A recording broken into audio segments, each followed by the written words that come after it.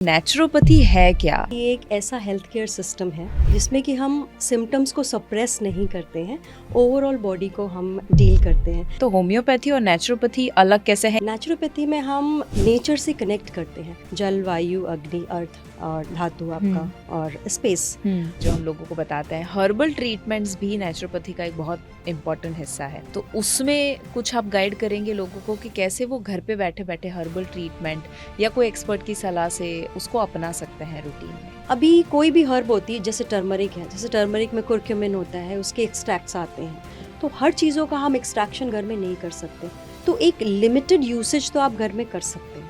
जैसे कि ओवरडोजेस अगर आपने ले ली, अगर आपने गाइडेंस में नहीं किया तो भी आपको वो हार्म कर सकता है। करेक्ट। सबसे ज्यादा ओवररेटेड हेल्दी फूड आपके हिसाब से कौन सा है? पैक्ड जूसेस जो लोगों को लगता है हेल्दी है। ओके, सबसे अंडररेटेड हीलिंग फूड कौन सा है? जब से मैं बड़ी हो रही थी ना, तब से मैंने अपने पापा, अपने दादाजी से हमेशा एक शब्द सुना था, नेचुरोपैथी। क्योंकि मुझे जब बड़ा किया गया, यही बोल के बड़ा किया गया कि कुदरत में सारे इलाज मौजूद है, आपको सिर्फ अपनी आंखें और माइंड ओपन करना है और आपको सब कुछ रिसीव हो जाएगा। उसी शब्द को लेकर आज का पॉडकास्ट जो है पूरा डेडिकेटेड है।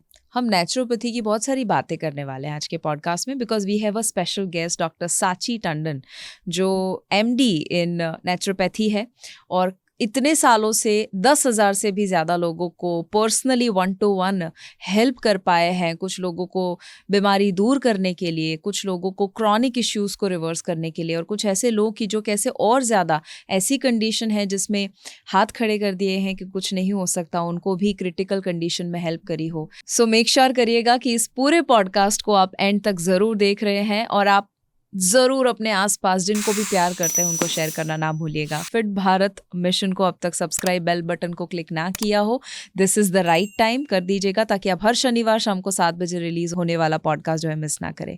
एप्पल पॉडकास्ट, स्पॉटिफाई के ऊपर भी आप इसे ज़रूर सुन सकते हैं। Welcome to holistic health with Shivangi Desai, presented by RHN supplements.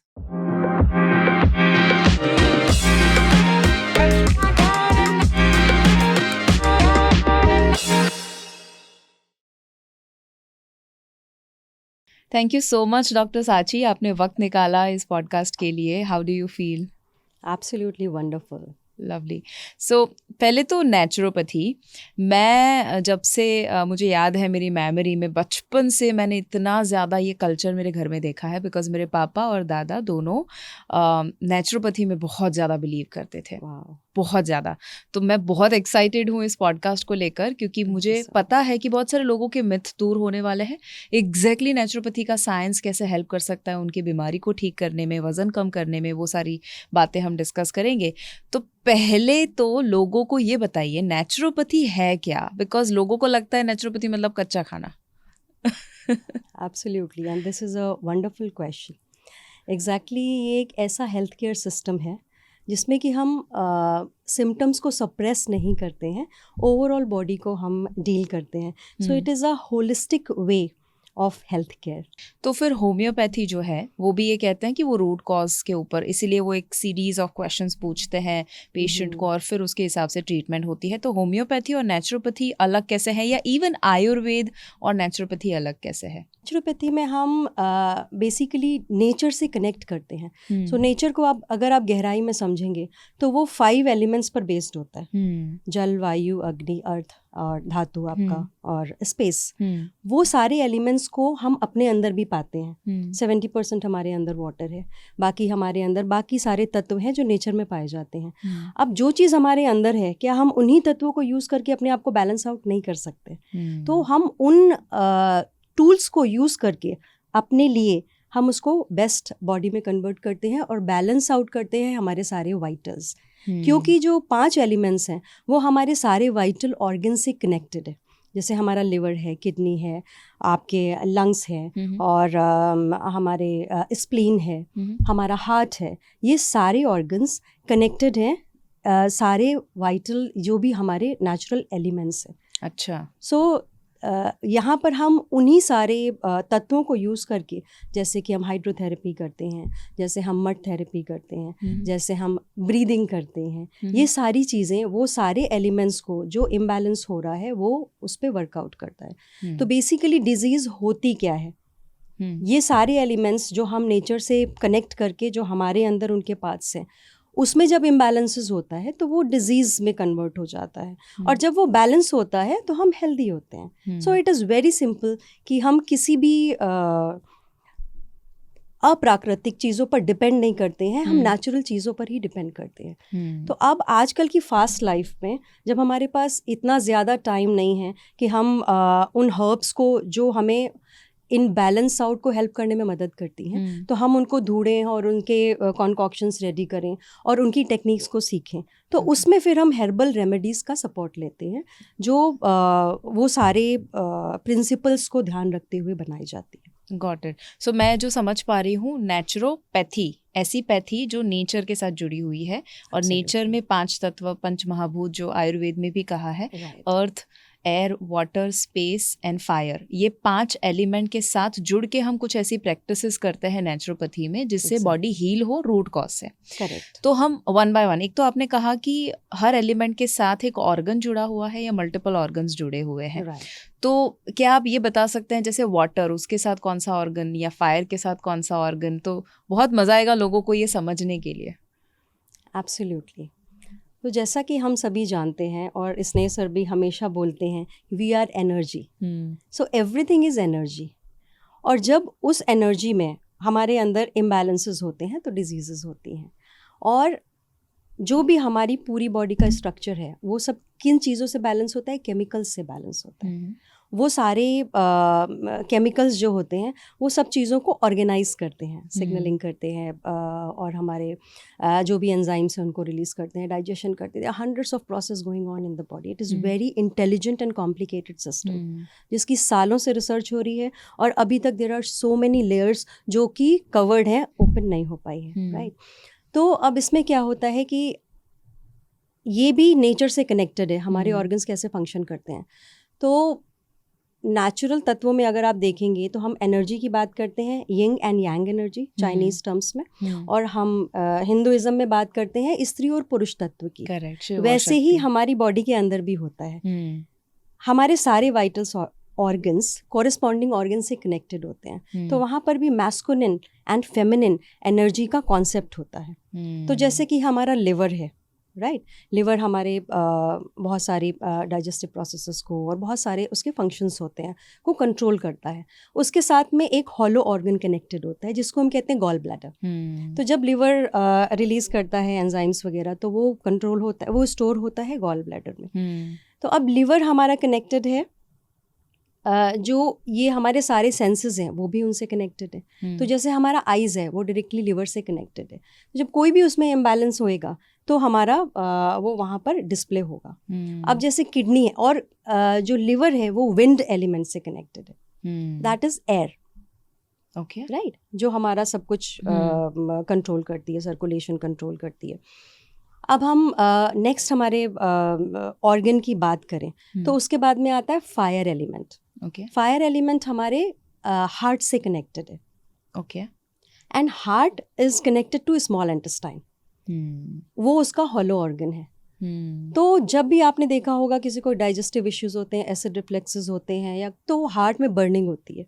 किसी को आपने यूजुअली कहते हुए सुना होगा मेरे ऐसा आग पड़ रही है या जलन हो रही है, तो वो सीधा उसका इंटरकनेक्शन वहाँ से होता है, राइट। सो जब आप हॉलो ऑर्गन कहते हैं उसके साथ का, इसका मतलब आपने जो मैस्कुलाइन फेमिनाइन बताया, तो हार्ट इज मैस्कुलाइन और स्मॉल इंटेस्टाइन उसके लिए फेमिनाइन होगा, आप ऐसा बता रहे हैं? इसमें रिवर्स है।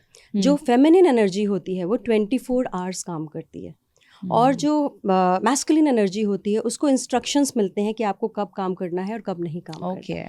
तो जैसे लिवर है हमारा 24 आवर्स काम करता है, और जो हमारा उसका हॉलो ऑर्गन है गॉल ब्लैडर, वो कुछ ही टाइम में काम करेगा। जब आपको बाइल की ज़रूरत है तो वो देगा, और नहीं ज़रूरत होगी तो नहीं देगा। सेम वे आपका हार्ट है, वो 24 आवर्स काम करता है। जब ज़रूरत होगी तब वो बताएगा इंटेस्टाइन को कब उसको ज़रूरत है, और नहीं ज़रूरत होगी तो नहीं बताएगा। Beautiful, beautiful, right. ऐसे ही हमारे सारे वाइटल नर्व्स काम करते हैं। हमारा मेटल एलिमेंट जो धातु एलिमेंट होता है वो लंग से कनेक्टेड होता है और वो रेस्पायरेशन सारी एक्टिविटीज़ को पे काम करता है। आप बताए उससे पहले है ना, ये जो आपने इन अ वे एग्जाम्पल दिया ना, उससे मुझे एक मेटाफर याद आ रहा है कि खैर अभी तो चेंज हो चुका है, बट पहले के ज़माने में ऐसा था ना कि फीमेल 24 आवर्स घर को संभालते थे और मैन जो है वो कुछ घंटे काम करके पैसा कमा के लेकर आते थे। तो आई थिंक ये फेमिनाइन मैस्कुलाइन का कंसेप्ट सेम बॉडी के ऊपर अभी आप बता रहे हैं। ब्यूटीफुल, यस, रेस्पिरेशन के बारे में। This is very easy to understand कि किस तरीके से हमारी एनर्जीज भी काम करती हैं। Even I was into that dilemma कि क्या होता है, कैसे होता है, और जब मुझे भी पता चला ये सारी चीज़ें, तो मेरे लिए भी बहुत डिटेल्ड ये नॉलेज थी कि इस तरीके से कितने अच्छे से नेचर ने हर चीज़ को कैसे हार्मनी में बनाया है, और बाहर भी वैसे ही होता है और अंदर भी वैसे ही होता है। बिल्कुल। तो अब अगर हम नेक्स्ट ऑर्गन में आते हैं जो कि हमारा है kidney, which is connected to water element. Water element आपकी सब चीज़ों की क्लिनजिंग के लिए काम करता है, और वो उसका जो कॉरेस्पॉन्डिंग ऑर्गन है वो एक तो यूट्रस पे करता है और ब्लैडर पे करता है। तो जब भी हमारे कोई भी इम्बैलेंसेस हैं तो हमें ये देखना पड़ता है कि उसका रूट कॉज क्या है, और उससे आपके सारे सेंसेस भी कनेक्टेड है। लिवर है तो हमारे आई में प्रॉब्लम होगी, किडनी है तो हमारे ईयर में प्रॉब्लम होगी। ईयर में होगी? अच्छा, यस। तो किसी को ईयर का प्रॉब्लम है, मतलब उसकी किडनी खराब होने की संभावना ज्यादा है? इम्बैलेंसेस, वहाँ पर इम्बैलेंसेस हो रहे हैं। जैसे कि हमने बात करी एनर्जी। एनर्जी क्या है? सब कुछ एटम्स, न्यूक्लियन, प्रोटॉन, ये सारी चीज़ों से कनेक्टेड है। उसमें जहाँ पर भी इम्बैलेंसेस होगा वहाँ पर प्रॉब्लम होगी। जब तक हम उसको बैलेंस नहीं करेंगे तब तक वो प्रॉब्लम कंटिन्यू रहेगी। लेकिन होता क्या है कि हमें कान में दर्द है तो हम जाते हैं कहीं पर इन्वेसिव मैकेनिज्म के लिए, और कुछ ऐसे हैवी ड्रग्स को यूज़ करते हैं तो वो सप्रेस हो जाता है। तो प्रॉब्लम वहीं की वहीं बनी रही। इन्फेक्शन हमारा जहाँ पर है वहीं पर ही है, लेकिन हमने उस प्रॉब्लम को सप्रेस कर दिया। तो over the period of time, क्योंकि हमारी बॉडी बहुत इंटेलिजेंट है, तो वो तुरंत तो नहीं ऐसा रिस्पॉन्ड करती है। Correct. वो अंदर से रश कर रही होती है।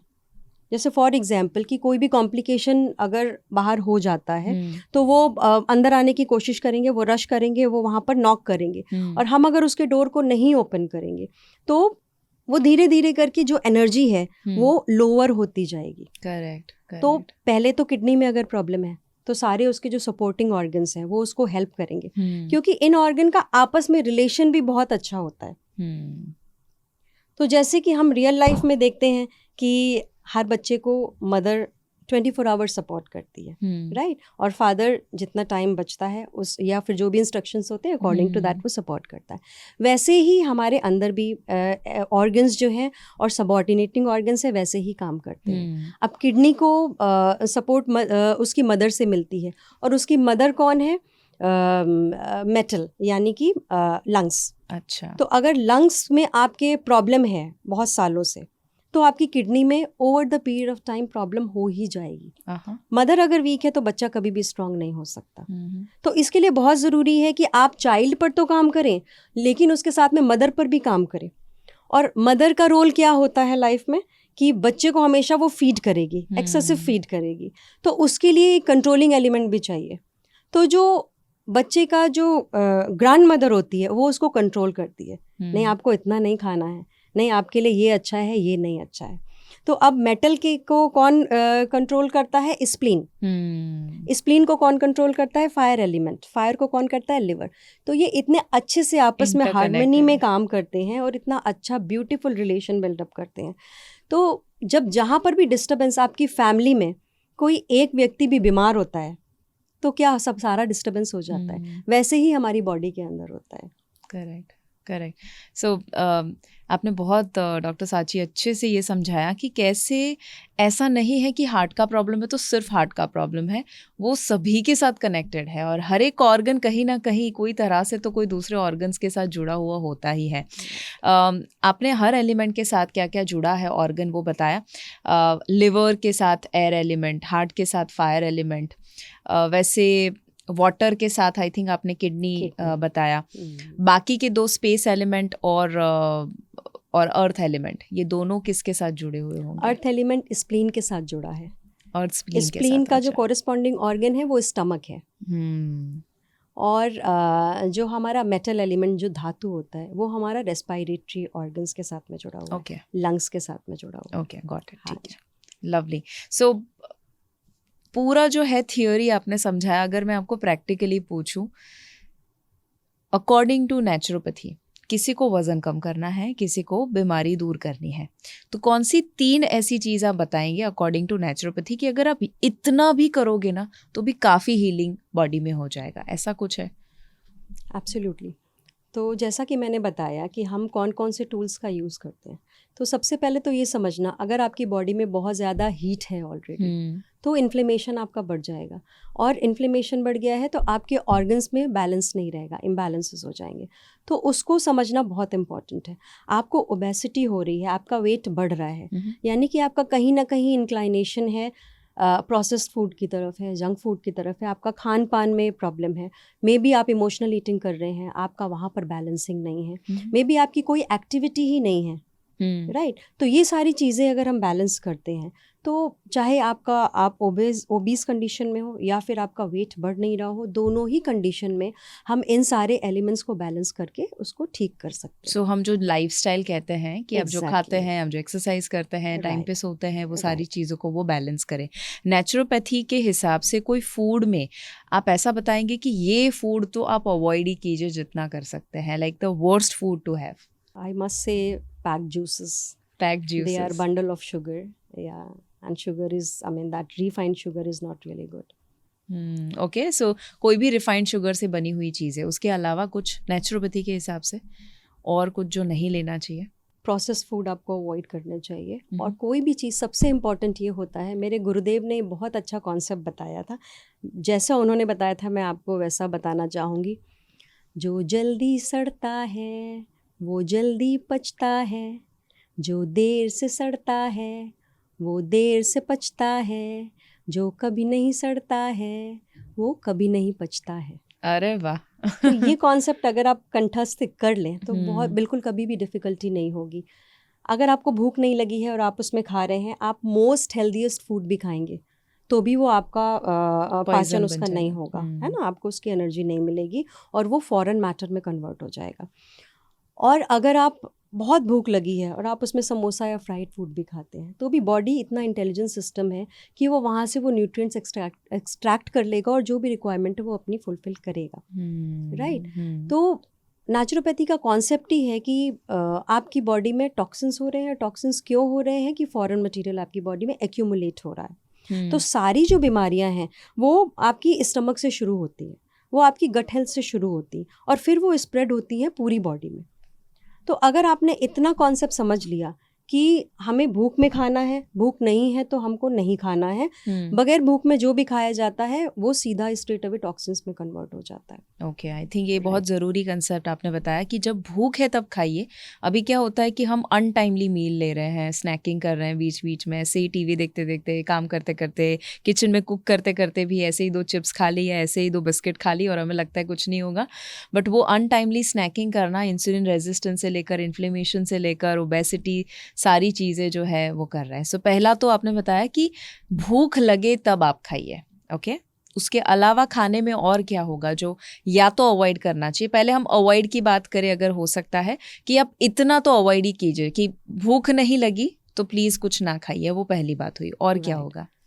हमेशा ये कोशिश करनी चाहिए कि आप फ्रेश फूड खाएं, या फिर अगर आप प्रिजर्व फूड खा रहे हैं तो जो हमारी एंशिएंट टेक्निक से प्रिजर्वेशन होता है, जैसे सन ड्राइड टोमेटोज़ हैं, या हम जो प्रोटीन्स हैं उनको भी ड्राई करके उसका भी कंजम्पशन करते थे, या कुछ नेचुरल मेथड से हम विनेगर्स को प्रोड्यूस करते थे, जैसे जामुन का विनेगर है या फिर किसी भी तरीके के शुगर केन का है, वो सारी जो चीज़ें होती थी, फर्मेंटेशन होते थे, that was suppose to be healthy. अगर इस तरीके की चीज़ें हम डाइट में इंक्लूड करते हैं तो उसमें कोई प्रॉब्लम नहीं है। लेकिन जो हम पैक्ड, प्रोसेस्ड, रिफाइंड और जो फैक्ट्री में बने हुए चीज़ों को यूज़ करते हैं, that is really dangerous for health.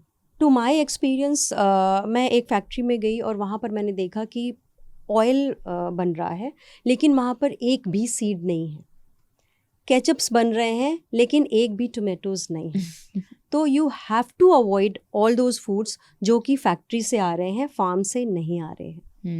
तो कोशिश करनी चाहिए कि आप थोड़ा सा टाइम निकाल कर नेचर से कनेक्ट करें, अपने होम गार्डनिंग की प्रैक्टिस करें, अपने घर में ही छोटी छोटी चीज़ों को ग्रो करें और जितना हो सके नेचर से इन लाइन रहें, नेचर से कनेक्टेड रहें। अदरवाइज जो भी अपार्ट फ्रॉम दैट है वो आपके लिए पॉइजनस है, डेंजरस है। ओके, रिफाइंड चीज़ों से दूर रहें, प्रोसेस चीज़ों से दूर रहें। ब्यूटीफुल। और ऐड करने के लिए कौन से ऐसे फूड होंगे, कोई भी इंसान अगर ऐड करता है तो वो हेल्दियर होना शुरू हो जाएगा, वो क्या होंगे टॉप फूड्स? जो बेस्ट फूड है, कुछ चीज़ें हैं, कोई एक फूड को हम नहीं कह सकते, बहुत सारी लिस्ट है, बहुत लंबी लिस्ट है। हमारा इंडिया, भारत इतना प्रचुर है हर चीज़ों में कि आप किसी भी स्टेट में चले जाइए, वहाँ पर 50 आइटम्स तो आप ऐसे ही देख सकते हैं। हम एक फार्म में रिसर्च कर रहे थे, वहाँ पर हमने देखा कि 14 varieties of only brinjals are growing, जो कि हमने कभी मार्केट में नहीं देखे। तो सबसे बेस्ट है कि आप मार्केट में जाएं और आप देखें कि जो भी सीजन्स की अवेलेबल चीज़ें हैं उसको आप अपनी डाइट में इंक्लूड करें। मेनली फ्रूट्स वेजिटेबल्स या फिर आप जैसे प्रोटीन्स हैं जिनको आप डायरेक्टली कंज्यूम नहीं कर सकते हैं, Lentils, उनको आप pulses. सोक करिए, फिर उनको आप कुक करिए, स्लो फ्लेम पे कुक करिए जिससे उसके न्यूट्रिएंट्स ना लूज़ हों। और आप जब भी उसको सोक करिए उसको अच्छे से वॉश करिए जिससे पेस्टिसाइड्स और केमिकल्स आप ना कंज्यूम करें, जो कि फॉरेन बॉडी की तरह हमारी बॉडी में काम करता है। तो हम कुछ 2-4 चीज़ों के नाम ले ही नहीं सकते हैं क्योंकि इतना ज़्यादा प्रचुर है। तो आप जाइए अपनी लोकल मार्केट में, रिसर्च करिए, जितने भी तरह तरह के नट्स हैं, तरह तरह के प्रोटीन्स हैं, पल्सेस हैं। अगर आप नॉन वेज हैं तो आप लीन मीट और एग्स वगैरह का कंजम्पशन कर सकते हैं, नॉन वेजिटेरियन है तो। और बाकी अगर आप डेयरी प्रेफर करते हैं, वीगन नहीं हैं, तो you can go for some desi cow, जो हमारी ओरिजिनल काउज होती थी। That milk is suppose to equivalent to mother's milk. तो उस तरीके का अगर आपको ऑल्टरनेटिव्स मिल सकते हैं तो आप करिए। अगर नहीं मिल सकते हैं तो आपको पैनिक नहीं करना है, क्योंकि अगर हम किसी को बता देते हैं नट्स खाइए, काजू बादाम अखरोट, वो बहुत एक्सपेंसिव अगर हो रहा है तो लोग पैनिक करते हैं कि ये तो बहुत एक्सपेंसिव, हम नहीं कर सकते। तो उसके भी सब्स्टिट्यूट हैं, आप पीनट्स को यूज़ कर सकते हैं, आप हरा चना यूज़ कर सकते हैं, ग्रीन चना यूज़ कर सकते हैं। There are so many things in the market, you start your research from there. क्योंकि फूड जो है, आहार नेचुरोपैथी का आधार है। आहार, विहार, व्यायाम, ब्रीदिंग, ये सारी चीज़ें जब आपकी करेक्ट हो जाती हैं तो आपकी लाइफ स्टाइल करेक्ट हो जाती है, तो सब कुछ, सारी चीज़ें ऑटोमेटिक करेक्ट होनी शुरू होती हैं। तो द बेस इज कि आप समझिए, नेचर को समझिए और अपने आप से कनेक्ट होना शुरू होइए। लवली। आई थिंक लोगों के लिए एक चीज़ बहुत आसान होगी, फूड में चेंजेस लाना, वो ज़रूर वो लाएंगे, बट एक चीज़ बहुत इजी है, दैट इज़ ब्रीदिंग में चेंज लाना, क्योंकि उसमें कुछ मुश्किल नहीं है, एक कॉमन इंसान कर सकते हैं, कोई भी उम्र के कर सकते हैं। तो आपने प्राणायाम के बारे में या ब्रीदिंग के बारे में अकॉर्डिंग टू नेचुरोपैथी आप क्या बताएंगे कि इतना करो, 2 मिनट 5 मिनट या जितना भी, उससे बॉडी का जो हीलिंग है वो बहुत एक्सेलरेट हो जाएगा? देखिए, हमारी बॉडी में डिजीज़ेस तभी होती हैं जब वो एसिडिक होती चली जाती है। जितना वो एल्कलाइन होती है उतना हमें डिजीज़ फ्री रखती है। तो हर चीज़ का कैरियर कौन है? ऑक्सीजन। ऑक्सीजन हमारी बॉडी में अगर प्रचुर मात्रा में होता है तो वो हमें सर्टेनली निरोगी रखेगा। तो अगर 5 मिनट का आपके पास टाइम नहीं है, 1 घंटे का, 2 घंटे का, आपके पास 5 मिनट है या 15 मिनट है, तो आप ब्रेथ वर्क करिए। जब आप मॉर्निंग में या किसी भी टाइम जब आपको सूट करता है, उस समय आप थोड़ी देर शांति से बैठकर अगर ब्रीदिंग करेंगे, प्राणायाम करेंगे, अनुलोम विलोम करेंगे, इस टाइप की ब्रीदिंग टेक्निक्स आपकी बॉडी को एल्कलाइन रखेगी, ऑक्सीजन प्रचुर मात्रा में रखेगी और आपको निरोगी रखेगी। ओके, अनुलोम विलोम मेरे हिसाब से वन ऑफ द बेस्ट प्राणायाम है। नाड़ी शोधन, उसके ऊपर तो मैंने बहुत बातें करी है, बिकॉज मैं वो बचपन से कर रही हूँ। शायद ही कोई दिन होगा जब मैं वो नहीं करती हूँ। सो आई नो कि वो बहुत ज़्यादा पावरफुल है। उसके अलावा जैसे हाइड्रोथेरेपी है, जैसे नेति करते हैं, जल नेति, तो आप क्या क्या कुछ कुछ चीज़ें घर पे ही करने के लिए रेकमेंड करेंगे कि नेचुरोपैथी की ये सारी थेरेपीज़ आप घर पे करिए इस तरह से? जैसे शंख प्रक्षालन एक प्रोसेस है, बट वो शायद घर पे करना नॉट एडवाइजेबल, तो कोई ऐसी प्रोसेसेस है जो घर पे वो कर सकते हैं? कुछ चीज़ें हैं जो आपको ज़रूर समझनी चाहिए और करनी चाहिए, और अगर आपको स्वस्थ रहना है तो उसको जा कर के सर्टिफाइड नेचुरोपैथ से आपको सीखना चाहिए। जैसे कि नहाना कैसे है, मैंने देखा है कि लोगों के पास टाइम नहीं होता, शावर ऑन किया, नहाया और चले गए, but that is not the right way. आपकी जो स्किन है that is the largest organ, जब आप उसको मेंटेन नहीं करेंगे, वो नेचर से कांटेक्ट में नहीं रहेगी, प्रॉपर ब्रीदिंग नहीं रहेगी, तो उसमें ड्राइनेस रहेगी, सर्कुलेशन प्रॉपर नहीं होगा। तो नहाना ही एक बहुत बड़ी कला है। तो उसमें हम लोगों को सिखाते हैं कि घर्षण टेक्निक से किस तरीके से आप केमिकल फ्री रहकर अच्छे से स्नान ले सकते हैं, जिससे आपका ऑक्सीजनेशन बढ़े और स्किन आपका जो लार्जेस्ट ऑर्गन है वो अच्छे से काम करे। घर्षण टेक्निक एक बार आप ज़रूर बताइएगा कि क्या, जैसे कपड़ा यूज़ करके या क्या करके, कुछ लोग शायद खरीद नहीं सकते ड्राई ब्रश, बट क्या करे और कैसे करे एग्जैक्टली, कौन से समय पे करे ताकि बॉडी का इन अ वे ये डिटॉक्स प्रोसेस जो है वो हो सके। राइट। तो बहुत सिंपल है, आप एक छोटा सा हैंकरचीफ या टॉवल ले सकते हैं और रूम टेम्परेचर में वाटर लेके आप उसको डिप करिए और फिर उसके बाद सर्कुलर मोशन में पूरी बॉडी को आप क्लीन करिए। आपको कोई भी सोप यूज़ करने की ज़रूरत नहीं है, कोई भी केमिकल प्रोडक्ट यूज़ करने की ज़रूरत नहीं है। आप पूरी बॉडी में उसको फेस से शुरू करके आप पूरी बॉडी में उसको सर्कुलर मोशन में करते जाइए। पहले आपने फेस किया, फिर उसको वॉश कर लिया, फिर नेक किया, फिर वॉश कर लिया, फिर हैंड्स किए, ऐसे ऐसे करके अप टू डाउन आपने पूरा आपकी क्लीनिंग करी, फिर आपने शावर लिया। जब आप इस प्रोसेस से नहाएंगे, इतने से चेंज से आप देखेंगे कि आपकी लाइफ में कितने सारे चेंजेस आ रहे हैं। दैट इज़ वंडरफुल टेक्निक जो हर कोई आसानी से कर सकता है, बच्चे से लेकर के हर उम्र का व्यक्ति कर सकता है। और ये इससे इसका साइंस क्या है आपके हिसाब से, ये क्यों वर्क करता है? जैसा कि हमारी बॉडी में वाटर एलिमेंट बहुत इम्पॉर्टेंट होता है और वो पूरी बॉडी में क्लिनजिंग का काम करता है, पूरी बॉडी को क्लीन करता है। जो हमारी बॉडी में जब इम्प्योरिटीज़ होती हैं तो ब्लड इम्प्योर हो जाता है और हमारा लिम्फ काम नहीं करता, तो ब्लड स्टैग्नेशन हो गया और जो हमारा टॉक्सिक फ्लूइड है वो लिम्फ्स में इकट्ठा हो गया, वो सर्कुलेशन नहीं हो रहा है। तो हमारा जो स्किन है वो लार्जेस्ट ऑर्गन है। हमारे ऑर्गन में अगर इम्बैलेंसेस है और आप स्किन को अपनी एक्टिवेट कर लेते हैं तो वो as a most important organ काम करने लगता है। जैसे कि आपने कोविड के टाइम पर देखा होगा, लोग ब्रीदिंग नहीं कर पा रहे। पहली टेक्निक जो मैंने लोगों को गाइड करी कि आप इसको करिए, उससे ही लोगों की आधी प्रॉब्लम ठीक हो गई। उसके बाद फिर हमने डाइट करेक्शन किया, उसके बाद फिर हमने बाकी उनके इमोशंस पे काम किया और स्लीप पे काम करा। ये कुछ 2-4 पिलर्स पर काम करने से ही वो घर बैठे क्रिटिकल पेशेंट्स आराम से ठीक हो गए 3 दिन में। वाह। और ऐसे बहुत सारे लोगों को आपने ठीक किया है। ऐसे हज़ारों लोगों को हमने कोविड टाइम पर गाइड किया और ऐसे भी लोग आए जो जिनके फैमिली में ऑलरेडी 3-4 लोगों की डेथ हो चुकी थी और वो बोल रहे थे कि अब हमारा नंबर है, अब हम भी जाने वाले।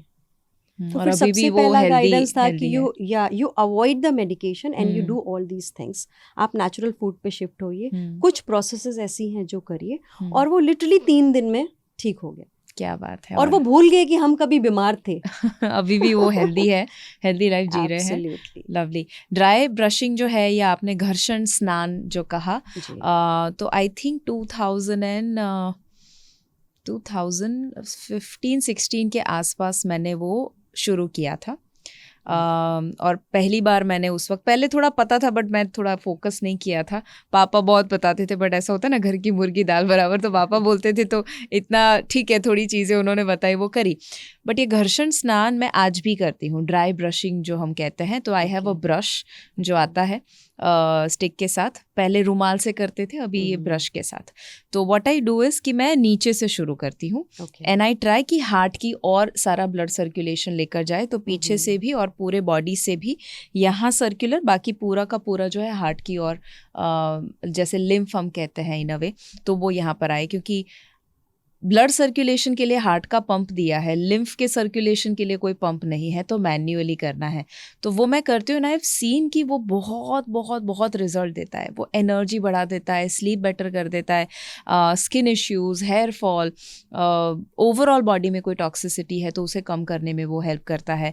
तो मैं पर्सनल टेस्टिमोनी हूँ कि ये ड्राई ब्रशिंग या घर्षण स्नान कितना हेल्प करता है। और आप सामने बहुत ज़्यादा बॉडी वॉश का इस्तेमाल नहीं भी करोगे, ये एक्चुअली साइकोलॉजिकल ही है। What do you have to say about that? जो लोग एकदम मस्त फ्रेग्रेंस वाला बॉडी वॉश यूज़ करते हैं, बहुत ज़्यादा केमिकल वाला। आई थिंक आप कभी यूज़ करते हैं ऐसी कोई चीज़ें? जब आप हेल्दी होते हो ना तो आपको इतना फियर के साथ में जीने की ज़रूरत नहीं होती। जब आपके ऑलरेडी बैलेंसेस हैं और आपने कभी कुछ ऐसा यूज़ भी कर लिया तो वो आपके लिए इतना ज़्यादा टॉक्सिकेटेड नहीं होगा। करेक्ट।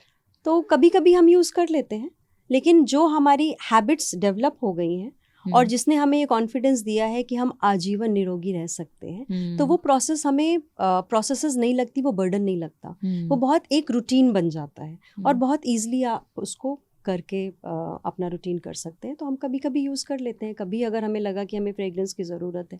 लेकिन जब टॉक्सिन्स बॉडी में नहीं होते हैं तो आपकी बॉडी ओडर ऐसी होती ही नहीं है कि आपको ऐसा लगे कि आपको कुछ एक्सटर्नल परफ्यूम्स या इस तरीके की चीज़ें यूज़ करनी है। आप एसेंशियल ऑयल हैं या जो भी नेचुरल चीज़ें हैं उसका आप ज़रूर उपयोग कर सकते हैं, जिसमें पैराबेन्स या बहुत हैवी केमिकल्स का यूसेज नहीं हो। हाँ जी।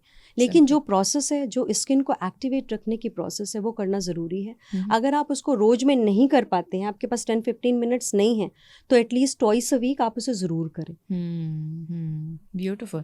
आपने नहाने के बारे में जो मिस्टेक बताई, ऐसी कोई और मिस्टेक है जो अवॉइड करनी चाहिए, जो कॉमनली लोग करते हैं? Sleep. Sleep is very very important, क्योंकि हमारे ऑर्गन जो हैं वो 24 घंटे काम कर रहे हैं, हमारे vital organs, they don't take any rest. तो नाइट का टाइम ऐसा होता है कि जब वो क्लिनजिंग मैकेनिज्म पे काम करते हैं। तो हम आजकल जो ये हमारे डिजिटल मीडिया है, इसकी वजह से इतने एडिक्शंस हैं हमें कि हमारे पास टाइम नहीं है डिजिटल डिटॉक्सिफिकेशन के लिए, और हम अपनी स्लीप पर ध्यान नहीं देते। और जब वो ध्यान नहीं देते हैं तो हमारे ये सारे प्रोसेसेस कॉम्प्रोमाइज़ होते हैं। तो दैट इज़ अगेन कि वो प्रॉब्लम हो जाता है हमारे इम्बैलेंसेस का। तो हमारी स्लीप 6 आवर्स की या 8 आवर्स की जितनी भी आपको ज़रूरत है, वो इम्पॉर्टेंट है कि आप उस टाइमिंग से शुरू करें। जैसे कि लिवर का टाइम है 11 PM to 3 AM। अच्छा। तो उस समय वो डिटॉक्स करता है बॉडी को, अपने सारे फंक्शन करता है, राइट। जो हमारा फायर एलिमेंट है उसका टाइम है मॉर्निंग 11 से लेकर के 3 PM। तो हमारी अग्नि उस समय सबसे ज़्यादा हाई है। तो जब अग्नि सबसे ज़्यादा तीव्र है तो हम उस समय जो अच्छे प्रोटीन्स हैं जैसे कि स्प्राउट्स वगैरह हैं उनका कंजम्पशन कर सकते हैं, रॉ फ्रूट्स, रॉ सैलड्स का कंजम्पशन कर सकते हैं, जिससे हमें सबसे ज़्यादा न्यूट्रिएंट्स और सबसे ज़्यादा एसेंशियल विटामिन्स वगैरह मिलते हैं। और जो हमारी किडनी का टाइम है वो इवनिंग में 3 PM to 7 PM रहता है। तो उनके सारे ऑर्गन्स के टाइम फिक्स हैं। तो अगर हम नाइट टाइम पे प्रॉपर हम साउंड स्लीप नहीं लेते हैं कुछ आवर्स की, तो वहाँ पर इम्बैलेंसेस होते हैं। तो दैट इज़ एक्सट्रीमली इम्पॉर्टेंट कि हम अपनी स्लीप पर ध्यान दें और हम डिजिटल डिटॉक्स पे फोकस करें। लवली। उसके अलावा नेचुरोपैथी प्रोसेसेस जो घर पे कर सकते हैं, उसमें आप कुछ ऐड करना चाहेंगे?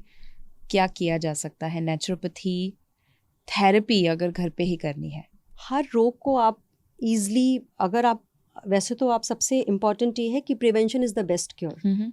आप पहले से ही उसको सीखें। ज़रूरी नहीं है कि आप बीमार हों तब आप किसी नेचुरोपैथी सेंटर में जाएं या तब आप किसी नेचुरोपैथिस्ट से मिलें। जब आप हेल्दी हैं तभी वो सारी टेक्निक्स को अडॉप्ट करें, जिससे कि वो टाइम ही ना आए कि आपको क्रिटिकल एक्यूट सिचुएशन में जाना पड़े। तो सबसे पहले तो आपका जो भी नेचुरल एलिमेंट्स हैं उससे आप टच में रहें। उसके अलावा अपने न्यूट्रिशन और डाइट का ध्यान रखें, क्योंकि वो बहुत इम्पॉर्टेंट है। जब तक आपके प्रॉपर न्यूट्रिशन नहीं है तब तक आपके बॉडी ठीक से काम नहीं करेगी। तो वो समझना, उसकी एजुकेशन इज़ वेरी इम्पॉर्टेंट। हर जो ऑर्गन होते हैं हमारे सारे, वो कलर से भी कनेक्टेड होते हैं। जैसे लिवर का कलर होता है ग्रीन, स्प्लीन का कलर होता है येलो, फायर का कलर होता है रेड, किडनी का कलर होता है ब्लू एंड ब्लैक। तो अभी क्या है कि आप नॉर्मली आप इन्फ्लुएंसर्स देखेंगे, कहीं पर भी देखेंगे, बहुत सारी खाने पीने की चीज़ों की बात होती है। जैसे पोमोग्रेनेट बहुत अच्छा मेडिसिन है, बहुत अच्छा फूड है, लेकिन वो हर किसी के लिए अच्छा नहीं है। अगर आपका लिवर प्रॉपर काम नहीं कर रहा है तो आप ग्रीन कलर के वेजिटेबल्स, फ्रूट्स ज़्यादा कंज्यूम करेंगे तो वो आपके लिए बेनिफिशियल होगा। सो जो क्लोरोफिल रिच फूड जो हम कहते हैं, जो उसका फाइटोन्यूट्रिएंट है, जैसे ग्रीन एप्पल है या ग्रीन वेजिटेबल्स हैं या लीफी वेजिटेबल्स हैं, आप उसका यूज़ करेंगे तो। लेकिन अगर आपका लिवर ज़्यादा फंक्शन कर रहा है और आप ग्रीन कलर यूज़ करेंगे तो उसमें आपको प्रॉब्लम होगा, लिवर सिरोसिस है। है ना, ऑलरेडी लिवर हाइपर हो चुका है आपका, और उस समय आप गलत खान पान कर रहे हैं, क्योंकि सीधा फूड का रिलेशन है, 70% फूड का रिलेशन है हमारे एलिमेंट से या हमारी वेल बीइंग से। तो अगर हमने वहाँ पर गड़बड़ करी तो ऑलरेडी प्रॉब्लम होना है। सो लिवर का प्रॉब्लम है तो ग्रीन कलर फूड लेने हैं। अगर वो कम फंक्शन कर रहा है तो ग्रीन लेना है, अगर ज़्यादा फंक्शन कर रहा है तो ग्रीन नहीं लेना है। कैसे पता चलेगा कि वो ज़्यादा फंक्शन कर रहा है?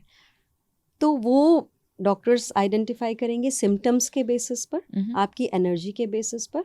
अगर आपको खट्टी खट्टी डकारें आ रही हैं, मतलब आपका माउथ भी वो बताएगा कि क्या हो रहा है, तो आपको एसिड रिफ्लेक्सेस हो रहे हैं, लिवर में प्रॉब्लम है, तो उस तरीके से फिर आपको वो करना है। ये सेल्फ आप नहीं कर सकते, आपको इसको सीखना पड़ेगा कि क्या क्या चीज़ें आपके लोकल एरिया में, क्या क्या चीज़ें आप आइडेंटिफाई करके क्या खा सकते हैं, क्या नहीं खा सकते। ये आपको डॉक्टर्स सुपरवाइज करके, आपका सिम्टम्स चेक करके, आपकी प्रॉब्लम्स चेक करके, आपकी हिस्ट्री बैकग्राउंड चेक करके वो सब आपको तब बता सकते हैं। क्योंकि साथ में इमोशंस का भी बहुत बड़ा रोल होता है। Over the period of time अगर हमने उस पर काम नहीं किया तो वो भी डिजीज़ में कन्वर्ट हो जाते हैं। जैसे कि आपके घर में भी आपको इनहेरिट हुआ है एंगर, तो वो आपका टेम्परामेंट बन गया कि आप हमेशा गुस्से में रहते हो, तो हम क्या कहते हैं कि अरे ये इसका तो ऐसा ही नेचर है। लेकिन वो नेचर से उसके केमिकल इम्बैलेंसेस हो रहे हैं, उसका लिवर गड़बड़ हो रहा है, क्योंकि anger is related to liver. तो अगर आप परमानेंटली उस कंडीशन में रहते हैं तो आपका लिवर खराब होता है, मतलब कि वो पहले तो हाइपर होगा, फिर सारे ऑर्गन्स धीरे धीरे हाइपर मतलब लोअर कंडीशन में चले जाते हैं। और अगर एक ऑर्गन डिस्टर्ब होता है तो बाकी के ऑर्गन भी साथ में डिस्टर्ब होते हैं। So that is very important कि आप अपने न्यूट्रिशन को समझें, और सबसे पहले आप अपने आप को समझें कि प्रॉब्लम है कहाँ पर। Got it. क्योंकि जब तक आप नेचुरोपैथी डॉक्टर से कंसल्ट करते हैं तब तक ऑलरेडी आपको 20, 30, 40 साल हो चुके होते हैं और आप ऑलरेडी क्रोनिक स्टेट में पहुंच चुके हैं। तो उसमें फिर वो एक डिजीज के साथ में नहीं आते हैं, वो कम से कम 25 डिजीजेस की लिस्ट लेकर के आते हैं। सही बात है, राइट। तो that is out of your hands. अगर किसी को डायबिटीज़, हाइपरटेंशन, लिवर इश्यूज वगैरह कोई भी किस्म की तकलीफ है या वज़न कम करना है, फैट ज़्यादा है, उनके लिए नेचुरोपैथी कैसे एक मेडिसिन बन सकता है? उन लोगों के लिए नेचुरोपैथी बेस्ट है जिनको इस टाइप के लाइफ स्टाइल डिसऑर्डर है, क्योंकि ये लाइफ स्टाइल डिसऑर्डर ही है, it may not be genetic always. तो जैसे diabetes, hypertension, PCOD, liver cirrhosis, fatty liver, fatty pancreas, all these issues में जब तक आप अपने लाइफ स्टाइल को फिक्स नहीं करेंगे तब तक ये इश्यूज जाएंगे ही नहीं। अगर आप सिम्टम बेस्ड इसमें काम करेंगे और उसको सप्रेस करेंगे तो वो फिर दूसरी डिजीज़ में कन्वर्ट हो जाएगा। जैसे कि आपको लॉन्ग टर्म डाइजेस्टिव इश्यूज़ हैं तो वो धीरे धीरे करके या तो सोरियासिस में कन्वर्ट हो जाएगा, या फिर आपको और तरह तरह की बीमारियों में, कैंसर तक में कन्वर्ट हो जाता है। तो एज अ होल अगर हम बॉडी को समझेंगे नहीं और उसके रूट कॉज पे काम नहीं करेंगे, सिम्टम को सप्रेस करते रहेंगे, तो ये सारे इश्यूज़ होंगे। जब मैं अपने स्पाइन सेंटर में जितने भी आज तक मैंने पेशेंट देखे हैं, सबको स्टमक इश्यूज़ होते ही हैं, उनका डाइजेशन प्रॉपर नहीं होता है।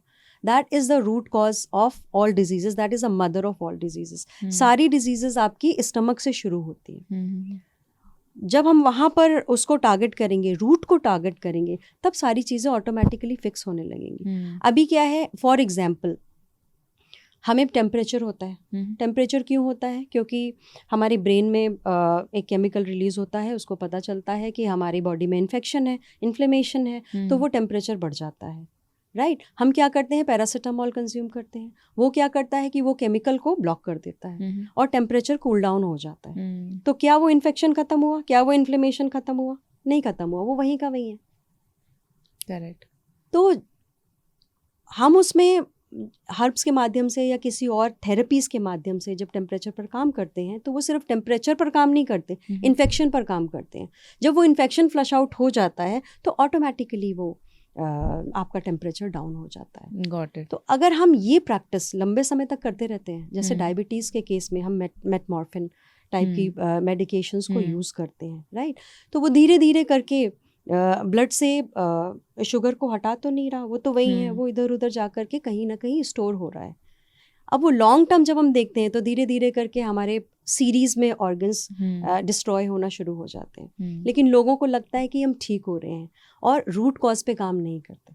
राइट। तो it is not difficult at all. आप बहुत ईजिली उन सिस्टम्स को समझ करके अच्छे गाइडेंस में बहुत ईजिली उसको अपनी लाइफ को ट्रांसफॉर्म कर सकते हैं। ओके, प्रैक्टिकली अगर बताए तो नंबर 1, 2, 3 स्टेप्स क्या होंगे एग्जैक्टली? सबसे पहले जब हमारे पास में कोई कंसल्टेशन के लिए आता है तो पहले तो हम उसका माइंडसेट समझते हैं कि आप कहाँ पर हो, क्योंकि वो जैसा मैंने आपको बताया कि ऑलरेडी 20 साल हो चुके होते हैं, वो बहुत सारी डिजीज़ेस के साथ में आता है, 25 डिजीज़ेस के साथ। तो जो रेजिस्टेंस है वो बहुत ज़्यादा होता है। तो उसकी काउंसलिंग करते हैं, समझना पड़ता है कि कहाँ पर उसके इमोशंस स्टक हो रहे हैं और वो इमोशंस कौन से ऑर्गन्स को ख़राब कर रहे हैं। तो रूट क्या है, वो प्रॉब्लम का रूट क्या है। लिवर से शुरू हुआ था कि स्प्लीन से शुरू हुआ था कि लंग से शुरू हुआ था कि अब जैसे मैं अपने केस के बारे में बात करूं, बचपन से मुझे हमेशा सर्दी जुकाम रहता था और हमेशा से एंटीबायोटिक्स और इस टाइप के मेडिकेशंस पर रहती थी। वो चीज़ ठीक होने की बजाय 22-25 साल तक आते आते वो और इतनी ज़्यादा बढ़ गई कि मेरे सारे ऑर्गन्स मतलब हाइपो कंडीशन में चले गए। No energy, no bad emotions, आप हमेशा ग्रीफ में रहोगे, जो भी मतलब ये लंग्स की आपकी वो सारे सिम्टम्स होते हैं। फिर धीरे धीरे करके जो उसके मदर है, ग्रैंड मदर है, वो सब भी वीक होते चले जाते हैं। तो जब तक आप इन चीज़ों पे काम नहीं करेंगे, आप अपने न्यूट्रिशन पे काम नहीं करेंगे, अपने एक्टिविटी पे काम नहीं करेंगे, अपने इमोशंस पे काम नहीं करेंगे, स्लीप पे काम नहीं करेंगे, तब तक आपकी वेलबींग पे काम नहीं होना है। Because it is a holistic approach, so you have to work upon all these areas. Lovely. आप कैसे नेचुरोपैथी में, वैसे आपने बता दिया, थोड़ा हिंट दे दिया, बट आपने कैसे अपने हेल्थ चैलेंजेस को ओवरकम किया या कैसे आपको इंटरेस्ट पड़ा इस फील्ड में? पहले मुझको भी बिल्कुल ट्रस्ट नहीं था, मैं भी आईटी इंडस्ट्री में थी and I had no trust in all these as alternative medications. मेरा जाना हुआ आर्ट ऑफ लिविंग में, वहाँ पर मैंने देखा कि बहुत सारी प्रैक्टिसेस हो रही हैं और कई लोगों ने हमको गाइड किया कि आप यहाँ पर ट्रीटमेंट कराइए। मुझे बिल्कुल भी ट्रस्ट नहीं था, लेकिन कुछ सिंपल मेडिकेशन से मैंने देखा कि मेरी डॉटर को बहुत ज़्यादा रिलीफ हुआ। तब मुझे वो क्लिक होना शुरू हुआ कि अच्छा, ये कुछ ऐसी एंशिएंट टेक्निक्स हैं जिनके बारे में हमको जानना चाहिए, समझना चाहिए। और मेरी खुद की कंडीशन मेरे बच्चे की बर्थ के बाद ऐसी हो गई थी कि मैं चल भी नहीं पा रही थी, मेरे घुटनों में पेन हो रहा है, मेरे थायराइड हो गया और बहुत सारी नेल फॉल हो गए, हेयर लॉस हो गया, बहुत सारी डिजीज़ेस हो गई। अब जो आपका इन्वायरमेंट होता है उसमें सारे लोग क्या कहते हैं, यू आर 30+, अब आपको ऐसे ही रहता है, ये कुछ रिवर्स नहीं होता। So one choice changed my life कि मतलब मैंने ये सोचा कि मैं इंसान हूँ, क्या मुझे ऐसे ही रहना पड़ेगा? इतनी मुझे नहीं पता कि मुझे कितना जीना है। इस तरीके से रहना, no, it is not acceptable. कोई ना कोई सोल्यूशन तो होगा, ऐसा संभव नहीं है। वो चॉइस ने मुझे ये सारा रूट दिखाया और फिर मुझे पता चला कि कितना मैजिक होता है। और जो मेरे यूट्रस इश्यूज़ थे, जो मेरे मेंस्ट्रुएशन डिसऑर्डर्स थे, जो मेरी ब्रीदिंग डिफ़िकल्टी थी, वो सारी 1 महीने के अंदर सब ठीक हो गई। क्या बात है। सबसे बेस्ट कौन सी चीज़ ने हेल्प किया आपको रिकवर करने में? सबसे पहले तो मेरी चॉइस, सेकंड जो भी थेरेपीज़ बताई गई वो मैंने बहुत सिंसियरली उनको फॉलो करी। जैसे कि मड थेरेपी है और आपका कुंजल क्रिया है, नेति है, नौली है, बस्ती है, ये सारी व्यायाम है, ये सारी चीज़ें, सनलाइट लेना है, अपने डाइट पे काम करना है, भूख लगने पर खाना है, रॉ फूड खाना है, 50% आपको रॉ फूड खाना है, आपको हाइड्रेटेड फूड खाना है, प्रोसेस्ड फूड नहीं खाना, पैक्ड फूड नहीं खाना, चाय कॉफ़ी से दूर रहना। इस तरीके की सारी चीज़ों ने उसको मुझे बहुत हेल्प किया। और आजकल क्या होता है कि लोग इन चीज़ों से दूर भाग रहे हैं, जो चीज़ों को एक्सेप्ट करना चाहिए वो चीज़ों से बहुत दूर भाग रहे हैं। तो मेरी मम्मी एक स्टोरी बचपन में सुनाते थे, एक ये कोयल की और कौवे की, और वो शायद हमारी टेक्स्ट बुक में भी आता है कि कोयल होती है तो वो दोनों फ्रेंड्स होते हैं, तो वो जब भी सीज़न होता है कि जैसे हमें फूड इकट्ठा करना है तो वो कौवे को बोलती है कि चलो हम ये अपने खेत से ये लेकर के आते हैं, ग्रेन्स लेकर के आते हैं। तो वो बोलता है तू चल, मैं आता हूँ, चुपड़ी रोटी खाता हूँ, ठंडा पानी पीता हूँ, हरी डाल पर बैठा हूँ। जब रेन का सीज़न आता है तो फिर वो बोलती है चलो अपना घोंसला पहले से बना लेते हैं। तो वो कहता है, वो वैसे ही फिर से उसको बोलता है। ऐसी सारे सीजन्स निकल जाते हैं और वो कुछ भी नहीं करता है और फिर वो उसकी जल्दी लाइफ ख़त्म हो जाती है और वो अपना ऑर्गेनाइज्ड होती है। इसी तरीके से नेचुरोपैथी जो है उसका राइट टाइम अभी है, आज से ही है। कोई भी उसमें एज लिमिटेशन नहीं है। आप जो आज करेंगे वो आपके आने वाले कल को सुधारेगा। अगर बच्चा है आज से नेचुरोपैथी प्रैक्टिस करेगा, उसका एडल्टहुड अच्छा होगा। एडल्ट है तो आपका आगे के एडोलेसेंस जो एज है उसके बाद एडल्टहुड है वो अच्छी होगी। उसके बाद में आपका बुढ़ापा अच्छा होगा अगर आज काम करेंगे।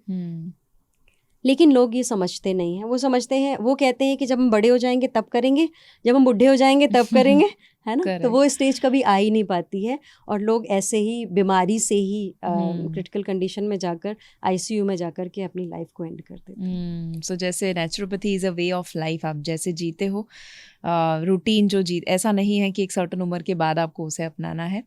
आपने मुझे पता है जब Everest base camp last year हमने किया, आप और अमित सर आपके हस्बैंड दोनों बिना कोई दवाई, बिना कोई सपोर्ट एक्सटर्नल, ऐसे कोई सपोर्ट, ऐसे ही पूरा का पूरा ट्रैक आपने कंप्लीट कर दिया था। उसमें आपका कोई एक्सपीरियंस शेयर करेंगे कि आपकी बॉडी ने कैसे सपोर्ट किया बिकॉज ऑफ नेचुरोपैथी? नेचुरोपैथी की वजह से ही मैं एवरेस्ट कंप्लीट कर पाई। All credit goes to it. अगर नहीं होता तो मैं सोच भी नहीं पाती कि ऐसा कर पाऊंगी। ऐसा क्यों? क्योंकि लोगों को उल्टा होता है ना कि नेचुरोपैथी मतलब सिर्फ वो घास फूस खा के कैसे आप पहाड़ चढ़ सकते हो। तो जैसा कि हमारा सिस्टम बहुत इंटेलिजेंट है और उसमें सारे जो भी चीज़ें हैं वो बेस्ट हैं। हमारी एक एक सेल एक एक बॉडी के बराबर उसके अंदर एनर्जी है, मेमोरी है। तो जब हम उसके अनुरूप काम करते हैं तब वो हमें सपोर्ट करती है। लाइक हम उसकी इनर हीलिंग को एक्टिवेट कर देते हैं। तो जब हम नेचुरल चीज़ें खा रहे हैं, जब हम अच्छे थॉट्स रख रहे हैं, जब हम अपनी बॉडी पे काम कर रहे हैं, तो वो सारी चीज़ें ऑटोमेटिकली एक्टिवेट हो जाती है और वो हमें सपोर्ट करती हैं। जब हम उसके अगेंस्ट खा रहे हैं, too much alcohol, too much tobacco, too much processed food, हमेशा निगेटिव थॉट है, हमें हमेशा निगेटिव वाइब्रेशंस में रहना है, तो वो आपको सपोर्ट नहीं करेगी। तो जब हमने ये चूज़ किया कि हमको ये लाइफ चूज़ करनी है, तो हमें वैसा एनवायरनमेंट मिलता गया और हमें वैसे लोग मिलते गए और सारी चीज़ें पॉसिबल होती गई लाइफ में। That is very easy. Absolutely. It is all your vibrations. Beautiful. मैं आप जानते हैं हेल्थ कोच प्रोग्राम जब हम कंडक्ट करते हैं तो अब तक 1500 से ज़्यादा कोचेस तैयार जो हुए, हेल्थ कोचेस, जिसमें से आप एक बहुत खास हेल्थ कोच प्लस डॉक्टर है जो लोगों में, समाज में बहुत बड़ा परिवर्तन ला रहे हैं। Being a health coach also apart from a doctor, आपके हिसाब से ये जो जर्नी थी हेल्थ कोच प्रोग्राम की, वो ओवरऑल आपके लिए कैसा रहा? क्योंकि आप जो बोल रहे हैं पूरा होलिस्टिक अप्रोच और जो आप सीखे हैं सेम है, तो आपका अनुभव कैसे रहा? एंड क्या आप अभी एज अ हेल्थ कोच लोगों को गाइड कर रहे हैं? क्या क्या चीज़ें, क्योंकि बहुत सारे ऐसे लोग होंगे जो भी हेल्थ के फील्ड में आना चाहते हैं, भले कोई बैकग्राउंड नहीं है। आपका आईटी का बैकग्राउंड इन अ वे था पहले कभी, सो आपका ओवरऑल एक्सपीरियंस कैसा रहा उसको लेकर? ये life is all about learnings. जब तक आप लर्न करते रहते हैं आपकी ग्रोथ होती रहती है। तो बीइंग अ डॉक्टर जो भी मेरे एक्सपीरियंसेस रहे, उसके बाद जब मैंने हेल्थ कोचिंग प्रोग्राम किया तो वही पिलर्स को मुझे और अच्छे से समझ में आया कि उसको और डिस्क्रिप्टिव वे में किस तरीके से लोगों की लाइफ में छोटे छोटे चेंजेस करके हम उनको ग्रो कर सकते हैं, उनकी ग्रोथ कर सकते हैं, उनको निरोगी रख सकते हैं। एज अ डॉक्टर हमारी आदत होती है कि हम लोगों को, हम पेशेंट्स को इंस्ट्रक्शन देते रहते हैं ये 50 चीज़ें करके आना, और हम उसकी जिम्मेदारी नहीं लेते। लेकिन एज अ हेल्थ कोच हम उनके कंपेनियन बन जाते हैं और उनको साथ में लेकर हैंड टू हैंड धीरे धीरे करके वो क्या चीज़ें कर सकते हैं वो हम समझते हैं, उनके इमोशन से कनेक्ट होते हैं और उनको हाथ पकड़ करके आगे का रास्ता दिखाते हैं। So that is the difference what I felt, कि बहुत स्ट्रैटेजिकली हम लोगों को अब गाइड कर पाते हैं and that has been really wonderful journey to learn health coaching from you. Outstanding. Just for my understanding, आप जो डॉक्टर साची टंडन, तो आप डॉक्टर किस चीज़ के हैं? I am a naturopathy doctor. मैंने MD कंप्लीट किया हुआ है। MD, ठीक है। So I will ask accordingly. The reason I asked you this is because बहुत सारे homeopathy, naturopathy, ayurvedic and medical doctors जो है अब अपना ट्रेंड बदल रहे हैं, क्योंकि अब ज़माना बदल चुका है। तो अब सिर्फ दवाइयाँ देना या सिर्फ ट्रीटमेंट देना वो अकेला काफ़ी नहीं है। जैसे आप सबको लाइफस्टाइल गाइड करते हैं, because that's the ultimate medicine जो हम लोगों को बताते हैं। हर्बल ट्रीटमेंट्स भी नेचुरोपैथी का एक बहुत इम्पॉर्टेंट हिस्सा है। तो उसमें कुछ आप गाइड करेंगे लोगों को कि कैसे वो घर पे बैठे बैठे हर्बल ट्रीटमेंट या कोई एक्सपर्ट की सलाह से उसको अपना सकते हैं रूटीन में? देखिए, हर्ब्स में क्या होता है कि जैसा कि हमने देखा कि पंच महाभूत होते हैं जिनकी बहुत ज़्यादा इम्पोर्टेंस होती है हमारी लाइफ में। तो उसी तरीके से जैसे हमारे अंदर 5 एलिमेंट्स हैं, उसी तरीके से हर लिविंग बीइंग के अंदर भी वो सारे एलिमेंट्स हैं। तो जब हम कोई हर्ब, बहुत सारे ऐसे पावरफुल हर्ब्स हैं जिनको हमको यूज़ करना चाहिए, जैसे नीम है, जैसे चिरायता है। चिरायता कॉन्कॉक्शन आप पीते हैं, आपका 1 घंटे के अंदर सारे जो भी टॉक्सिन्स है वो फ्लश आउट हो जाते हैं। चिरायता नीम है, सबको मालूम है। उसको क्या चिरायता मतलब उसका कोई दूसरा नाम होगा या वो इजीली मिल जाता है? इजीली मिल जाता है, ओके, इजीली मिल जाता है, किसी भी हर्बल शॉप में आपको आराम से मिल जाता है, डिहाइड्रेटेड फॉर्म में भी मिल जाता है। ओके। तो अभी कोई भी हर्ब होती है, जैसे टर्मरिक है, जैसे टर्मरिक में कुरक्यूमिन होता है, उसके एक्सट्रैक्ट्स आते हैं। तो हर चीज़ों का हम एक्सट्रैक्शन घर में नहीं कर सकते। कुछ वाटर सॉल्युबल वाइटामिन्स हैं, कुछ आपके ये हीट फायर सॉल्युबल वाइटामिन्स हैं, कुछ आपके ऑयल सॉल्युबल वाइटामिन्स हैं, कुछ अल्कोहल में ही कुछ चीज़ों का फर्मेंटेशन प्रोसेस से ही हो पाता है उसका एक्सट्रैक्शन, कुछ कंडेंसेशन प्रोसेस से ही हो पाता है, कुछ जब हम उसकी एशेस को बर्न करते हैं तब हो पाता है।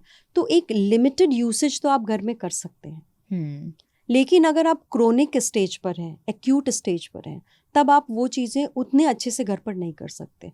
फिर दूसरा प्रॉब्लम क्या आता है, कुछ रिस्क भी इसमें इन्वॉल्व होते हैं, जैसे कि ओवरडोजेस अगर आपने ले ली, अगर आपने गाइडेंस में नहीं किया तो भी आपको वो हार्म कर सकता है। करेक्ट। तो डोजेस का एग्जैक्ट मात्रा में पता होना, और हम घर पे या तो ऑयल सोल्यूबल कर सकते हैं या फिर वाटर सोल्यूबल कर सकते हैं। तो हम सपोज अगर हम गिलोय लेते हैं तो उसकी घर में जो हम कॉन्कॉक्शन बनाएंगे वो 10 पत्तियां लेकर के बनाएंगे, लेकिन जो हर्बल मेडिसिन्स प्रिपेयर करी जाती हैं उसका डाइल्यूशन होता है और उसका एक्सट्रैक्शन 100% होता है। तो वो जो बनती है तो कुछ ड्रॉप से ही आपको बहुत ज़्यादा बेनिफिट मिलता है और रिजल्ट भी उसके ज़्यादा अच्छे मिलते हैं। जैसे हल्दी है तो हल्दी के अंदर कर्क्यूमिन है जो मेडिसिनल प्रॉपर्टी रखता है, तो जो एक्सट्रैक्ट किया उसमें कर्क्यूमिन ही होगा, बाकी सारे जो ज़रूरी नहीं है वो आप नहीं ले रहे हो, तो कम लेकर ज़्यादा इफेक्ट कम समय के अंदर आएगा। एग्जैक्टली। लवली। कुछ सवाल है मेरे पास रैपिड फायर, ऐसे सवाल हैं कि जो लोगों को बहुत कम समय के अंदर क्लैरिटी दे देगा, सो वो मैं आपको ज़रूर पूछना चाहूँगी। सबसे पहले तो सबसे ज़्यादा ओवररेटेड हेल्दी फूड आपके हिसाब से कौन सा है? Packed juices.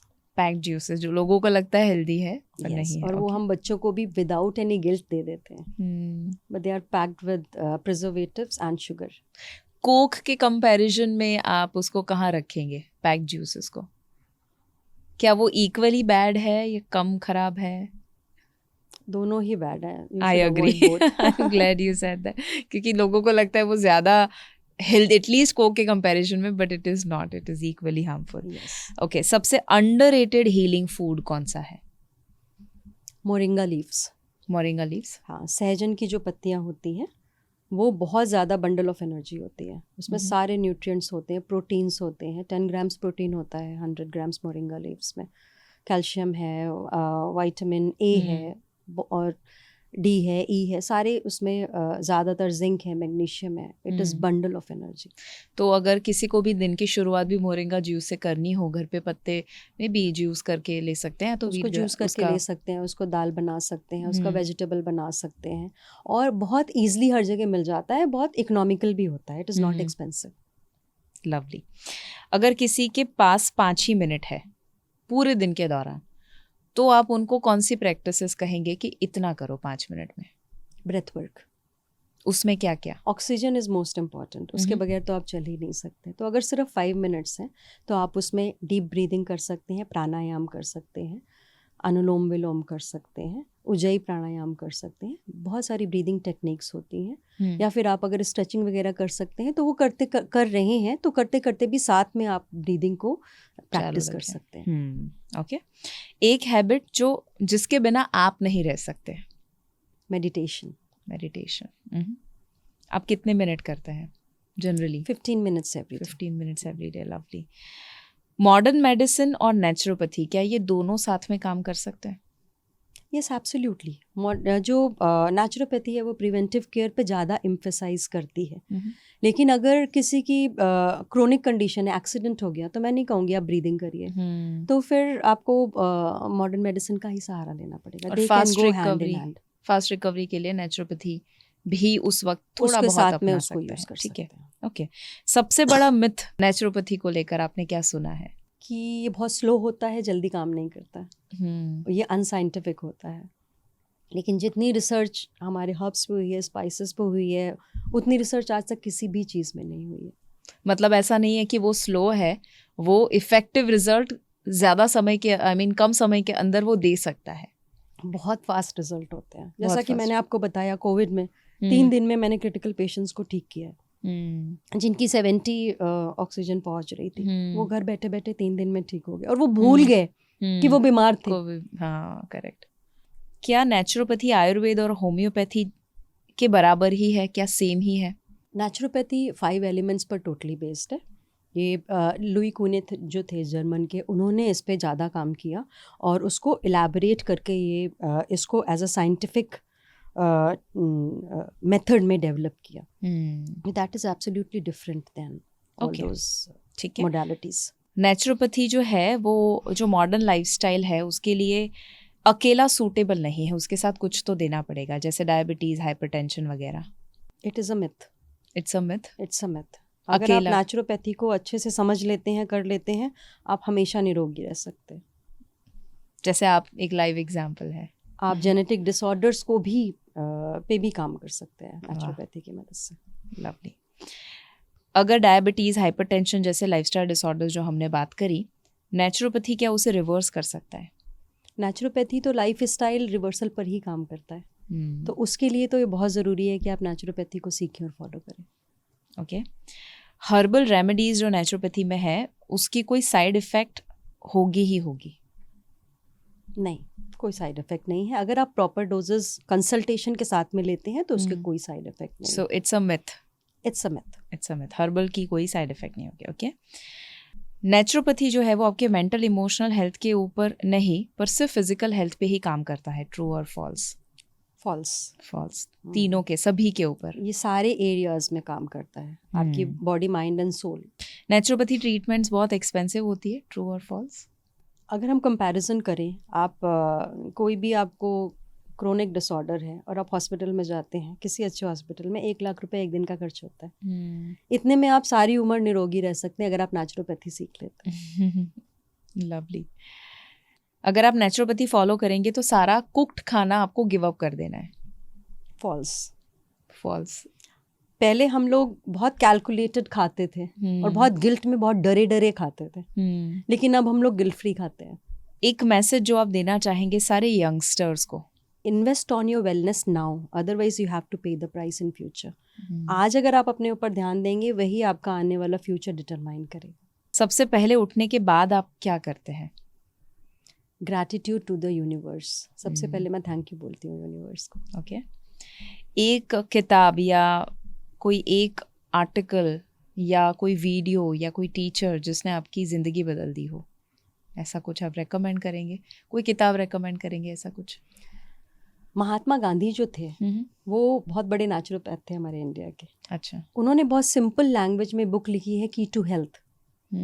उसमें बहुत आसानी से आप समझ सकते हैं कि लाइफ को कैसे जीना चाहिए, बेसिक प्रिंसिपल्स उसके क्या हैं।